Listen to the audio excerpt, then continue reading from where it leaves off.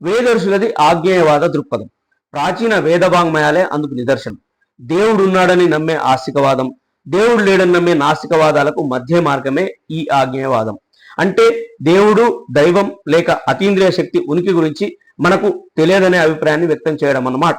దేవుడు ఉన్నాడని లేక లేడని చెప్పడానికి అవసరమయ్యే హేతుబద్ధ ఆధారాలు మానవాళి దగ్గర లేవని చెప్పే థియరీ. ఆజ్ఞేయవాదానికి తొలుత బీజాలు వేసింది వైదిక ధర్మమే అని ఘంటాపథంగా చెప్పొచ్చు.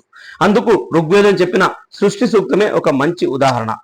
విశ్వోద్భవంపై ఆనాడు నాసదీయ సూక్తం ఇచ్చిన వివరణను ఇవాటి మోడర్న్ సైన్స్ 100% సమర్థించడం ఇక్కడ గమనార్హం.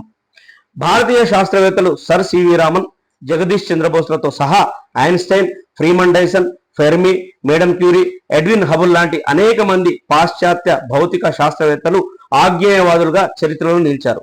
ఒక వ్యక్తి లేదా భౌతిక రూపం అని కాకుండా ఇజం ఏదైనా ఒక అతీతమైన శక్తి మాత్రం గుప్త చేతనావస్థలో ఉండి జగత్తును నడిపిస్తోంది అనేదే అత్యధికుల అభిప్రాయం.